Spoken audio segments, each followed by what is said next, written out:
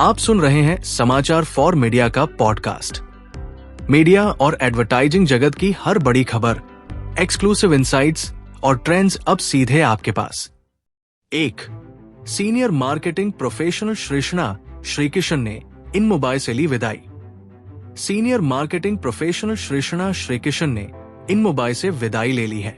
वो यहां एपैक की मार्केटिंग डायरेक्टर थी। लिंक्डइन पोस्ट के जरिए उन्होंने ये जानकारी साझा की है। श्रीकिशन ने इस एडटेक कंपनी के साथ अपनी यात्रा को याद किया, जिसकी शुरुआत उन्होंने 2016 में एक इंटर्न के रूप में की थी। लिंक्डइन पर उन्होंने लिखा, एक इंटर्न के रूप में ताइवान से एक ऐसा रोबोट लाने की जिम्मेदारी से शुरुआत की जो जकार्ता में एक इवेंट में मेहमानों का स्वागत करता था, और फिर एक मार्केटिंग लीडर बनी जिसने प्रसून जोशी को हमारे एक प्रोडक्ट पर मंच पर एक तात्कालिक दोहा रचते देखा। ये सफर किसी रोलर कोस्टर राइड से कम नहीं रहा। श्रीकिशन 2016 में इन मोबाइल से एक मार्केटिंग इंटर्न के रूप में जुड़ी और कंपनी में विभिन्न भूमिकाएं निभाते हुए प्रमोट होकर मार्केटिंग डायरेक्टर बनी। इससे पहले वो केवबॉन्ड में एक मार्केटिंग इंटर्न के रूप में और ओरेकल में एक एसोसिएट कंसल्टेंट के रूप में कार्य कर चुकी है। 2. टीवी पत्रकार दीप्ति सचदेवा ने टाइम्स नाउ में अपनी पारी को दिया विराम। अपनी बेबाक पत्रकारिता के लिए मशहूर टीवी पत्रकार दीप्ति सचदेवा ने टाइम्स नेटवर्क के अंग्रेजी न्यूज चैनल टाइम्स नाउ से इस्तीफा दे दिया है।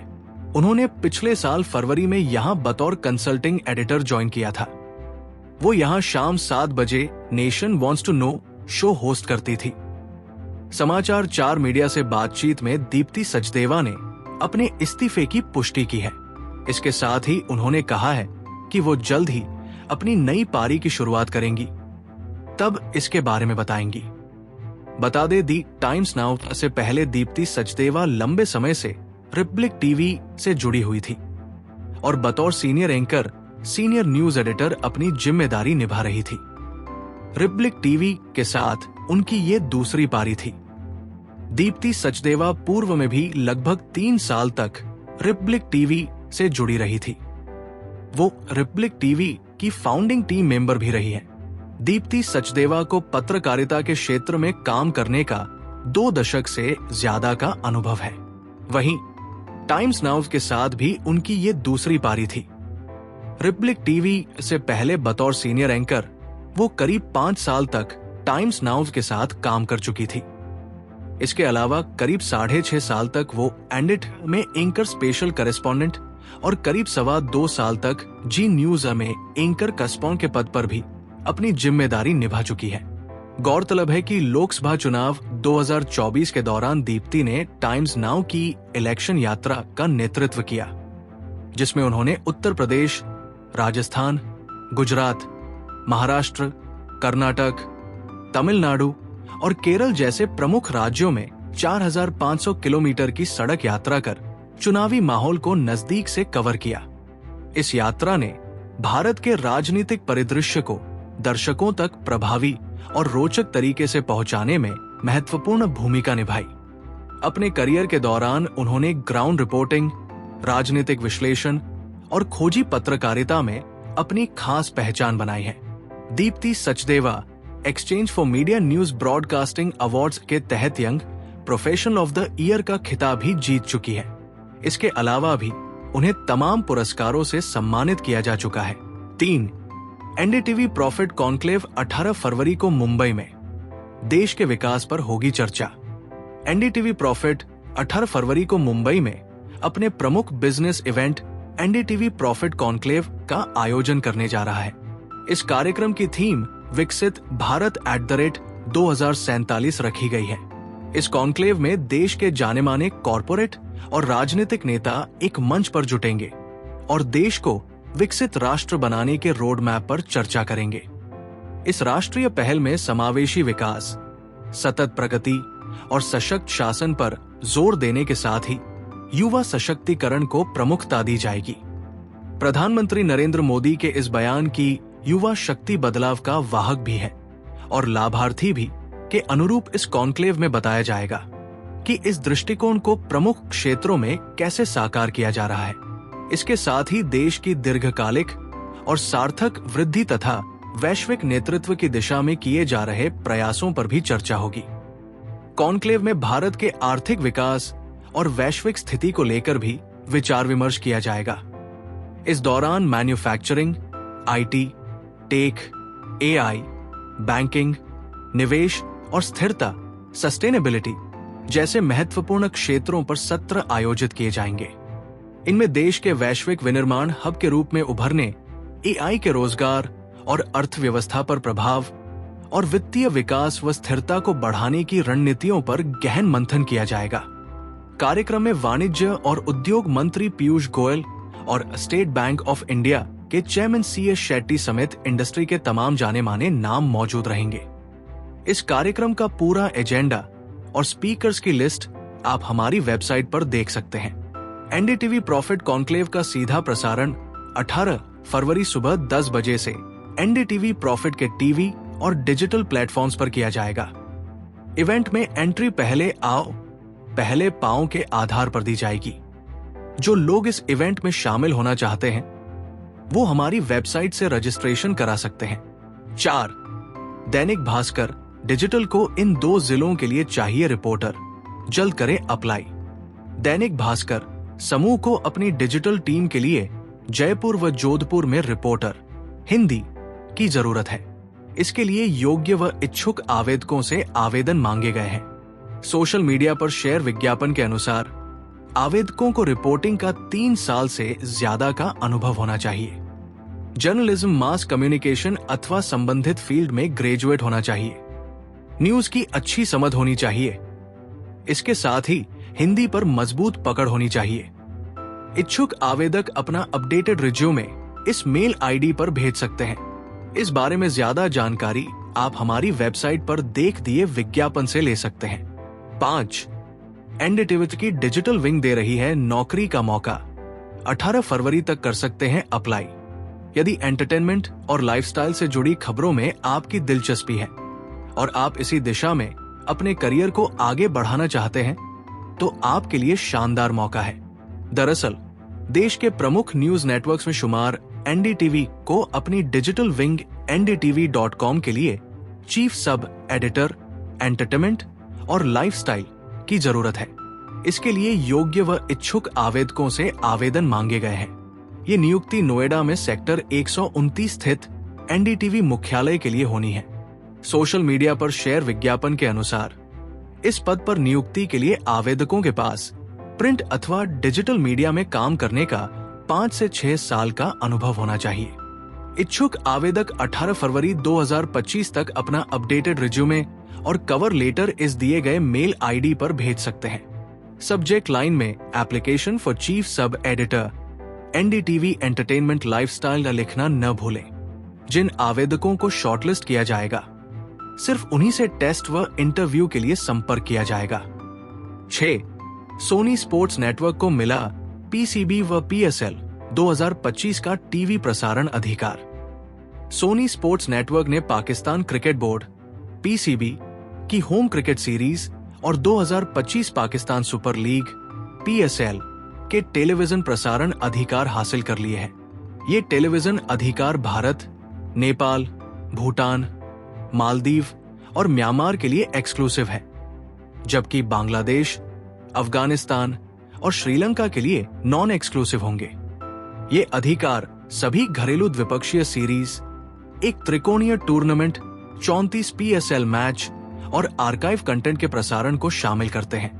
सोनी स्पोर्ट्स नेटवर्क लगातार क्रिकेट प्रसारण का विस्तार कर रहा है और उसके पास पहले से ही New Zealand cricket, England and Wales cricket board, Sri Lanka cricket और एशियन क्रिकेट काउंसिल एसीसी के प्रसारण अधिकार है। अब पीसीबी के प्रसारण अधिकार जुड़ने से ये नेटवर्क और भी मजबूत हो गया है। ये करार हाल ही में पाकिस्तान, न्यूजीलैंड और दक्षिण अफ्रीका के बीच हुए 4 मैचों की वनडे त्रिकोणीय सीरीज से शुरू हुआ। इसके अलावा सोनी स्पोर्ट नेटवर्क पर निम्नलिखित टूर्नामेंट भी प्रसारित किए जाएंगे। पाकिस्तान सुपर लीग अप्रैल से मई 34 मैच, पाकिस्तान बनाम बांग्लादेश मई 3 वनडे और 3 टी20, पाकिस्तान बनाम अफगानिस्तान अगस्त 3 टी20, पाकिस्तान बनाम आयरलैंड सितंबर, 3 वनडे और 3 T20। पाकिस्तान बनाम दक्षिण अफ्रीका अक्टूबर, 2 टेस्ट, 3 वनडे और 3 T20। पाकिस्तान बनाम श्रीलंका नवंबर, 3 वनडे और 3 T20। Sony Pictures Network India SPN में डिस्ट्रीब्यूशन व इंटरनेशनल बिजनेस के चीफ रेवेन्यू ऑफिसर और स्पोर्ट्स बिजनेस के हेड राजेश कौल ने कहा, सोनी स्पोर्ट्स नेटवर्क का मुख्य उद्देश्य अपने दर्शकों को बेहतरीन क्रिकेटिंग एक्शन उपलब्ध कराना है। इसी दिशा में हम लगातार अपनी क्रिकेट पेशकश को मजबूत कर रहे हैं और 2025 हमारे लिए ऐतिहासिक साल होने जा रहा है, जहां 1800 घंटे से अधिक लाइव क्रिकेट प्रसारित किया जाएगा। इस डील के माध्यम से हमें आर्काइव कंटेंट का भी एक्सेस मिला है, जिसमें भारत बनाम पाकिस्तान के क्लासिक मैच शामिल हैं, जिन्हें हम अपने नेटवर्क पर दिखाएंगे। पाकिस्तान क्रिकेट बोर्ड के अधिकारों के साथ साथ New Zealand cricket, England and Wales cricket board, Sri Lanka cricket और ACC के अधिकार भी हमारे पास है, जिससे हम भारत में क्रिकेट के लिए प्रमुख गंतव्य बन गए हैं। 7. गूगल इंडिया के public policy head Srinivas Reddy ने दिया इस्तीफा। गूगल इंडिया के public policy head Srinivas Reddy ने अपने पद से कथित तौर पर इस्तीफा दे दिया है। बता दें कि पिछले 2 सालों में गूगल के पब्लिक पॉलिसी पद से ये दूसरी बार किसी वरिष्ठ अधिकारी का इस्तीफा हुआ है। रेड्डी सितंबर 2023 में गूगल से जुड़े थे। इससे पहले वे माइक्रोसॉफ्ट और एप्पल में कार्यरत थे। मीडिया रिपोर्ट्स के अनुसार गूगल के एक आंतरिक मेमो में कहा गया है कि उत्तरी यूरोप के policy head Yarla Flint Bharat के लिए इंटरिम पॉलिसी हेड के रूप में कार्यभार संभालेंगे। मेमो में यह भी कहा गया कि भारत गूगल के लिए एक महत्वपूर्ण मार्केट है और हम इसकी सफलता के लिए पूरी तरह प्रतिबद्ध हैं। 8. जियो स्टार ने लॉन्च किया जियो हॉटस्टार। भारतीय दर्शकों को मिलेगा अनलिमिटेड एंटरटेनमेंट। वायकॉम 18 और स्टार इंडिया के विलय से हाल ही में बना जॉइंट वेंचर जियो स्टार ने अपने नए OTT प्लेटफॉर्म जियो हॉटस्टार के लॉन्च की घोषणा की है। ये प्लेटफॉर्म जियो सिनेमा और डिज्नी प्लस हॉटस्टार को एक साथ लाकर एक नए एंटरटेनमेंट अनुभव की पेशकश करेगा। एक प्रेस रिलीज के अनुसार जियो हॉटस्टार पर करीब 3 लाख घंटे का एंटरटेनमेंट कंटेंट उपलब्ध होगा, जिसमें लाइव स्पोर्ट्स कवरेज भी शामिल होगा। इसके साथ ही इस प्लेटफॉर्म पर 50 करोड़ से अधिक दर्शकों तक पहुंचने की क्षमता होगी। जियो हॉटस्टार के लॉन्च पर बोलते हुए जियो स्टार में डिजिटल के CEO किरण मणि ने कहा, जियो हॉटस्टार के केंद्र में एक मजबूत विजन है हर भारतीय के लिए प्रीमियम एंटरटेनमेंट को सुलभ बनाना। हमारा वादा अनंत संभावनाओं का है, जिससे एंटरटेनमेंट अब केवल एक विशेषाधिकार नहीं, बल्कि सभी के लिए एक साझा अनुभव बन जाएगा।